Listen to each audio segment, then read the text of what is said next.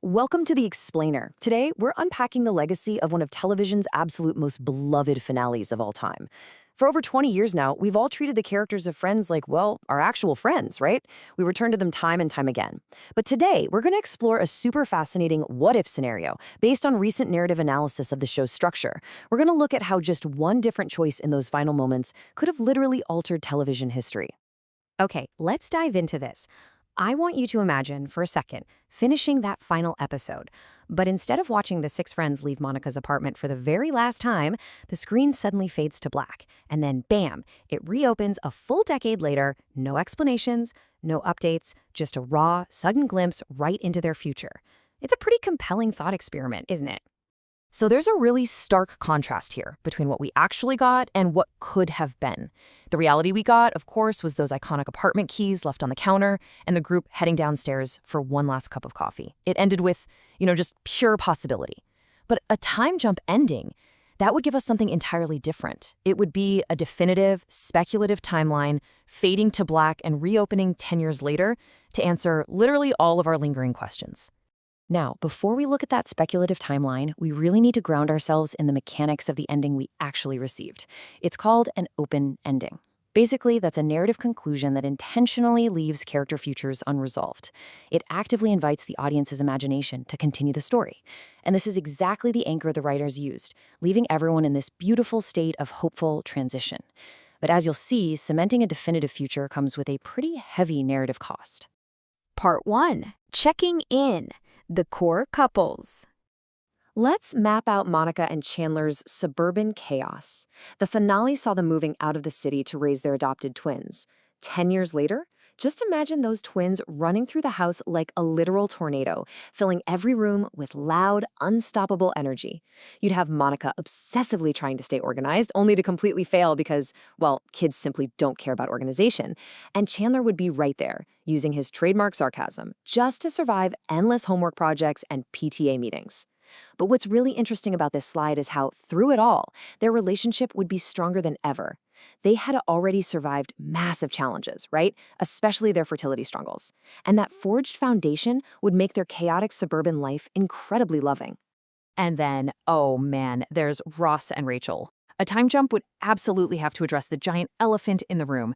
Did they actually make it work long term? Think about their history for a second.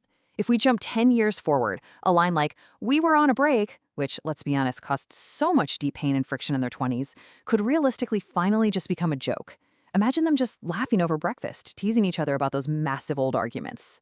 The timeline here would show a profoundly matured relationship, because throughout the series, their biggest historical obstacles were never a lack of love. No, it was poor communication, deep-seated jealousies, and honestly just terrible timing. But a decade of growing older and raising their daughter Emma together, that would have realistically healed those wounds. The time jump would show they actually learned from the mistakes of their 20s, overcoming that insecurity to become a stable, mature couple who finally grew beyond their complicated past. Moving on to part 2, the wild cards, Phoebe and Joey's future. Now, Phoebe is perhaps the easiest character to imagine a decade later. Why? Because growing older wouldn't make her less quirky, it would actually make her even more comfortable being exactly who she is. Her absolute optimism and highly unique worldview were literally never tied to a specific age or life stage. Just picture her unconventional life with Mike. They'd be happily married, fully embracing whatever weird changes come their way. You can easily picture Phoebe continuing to write strange, highly specific songs that somehow become beloved neighborhood favorites. And of course, she would still be dispensing that completely unexpected yet somehow perfectly spot-on advice to anyone who needs it. This brilliantly illustrates how, true to her nature, a decade later, she'd be exactly the same wonderful Phoebe. Then we have Joey. His future is definitely harder to predict because his original ending was left intentionally wide open. But we gotta remember that Joey's journey was never about rushing toward marriage. It was always about loyalty, deep friendship, and discovering who he truly wanted to become. So it was perfectly okay that he didn't find a lifelong partner by the finale. So a 10-year jump for Joey's Hollywood journey would be incredibly heartwarming. Imagine him finally landing a major acting role after all those years of sheer persistence. He'd be out there mentoring younger actors, though, let's be real, he'd probably still be occasionally forgetting his own lines. More importantly, he'd be the definitive fun uncle, bringing pizza and impossible Hollywood stories to Monica and Chandler's kids. Aging wouldn't rob Joey of his lovable qualities. It would just highlight his unchanging generosity, his innocence, and his massive, massive heart. Part 3, Central Perk, the ultimate reunion. Let's move to and see how this builds. Because even with adult responsibilities, careers, and kids pulling them in all sorts of different directions, true friendships pick up right where they left off. The conversations would start with catching up, but within minutes, boom, Ross is naturally over-explaining something scientific. Chandler interrupts him with absolutely perfect comedic timing.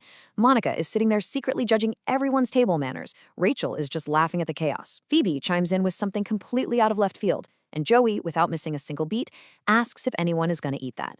The dynamic is beautifully untouched. It all sounds amazing, doesn't it? Seeing all of that future mapped out on screen would be incredibly emotional, super nostalgic, and really satisfying. But would showing all of this actually improve the ending? Part 4. Why the original works. Trusting the audience. The original finale succeeds because it trusts the audience. Honestly, this is the core thesis of everything we are exploring in this explainer today. Instead of handing viewers one definitive future on a silver platter, it empowers millions of fans to imagine their own versions. You get to picture Ross and Rachel differently, or invent your own totally unique version of Joey's career. Because when a show gives you a definitive future, there is a very real cost to the narrative. The moment a specific timeline is established, poof, every other possibility disappears. The mystery is completely gone, and ultimately, the imagination just ends. By answering every single question, a show actually limits its own legacy. The magic of this particular finale is that it doesn't conclude by closing every door, it ends by throwing them wide open. Which brings us right back to that deeply poignant final image. The empty apartment isn't just a goodbye to 6 fictional characters. It's a profound reminder that life naturally keeps moving forward.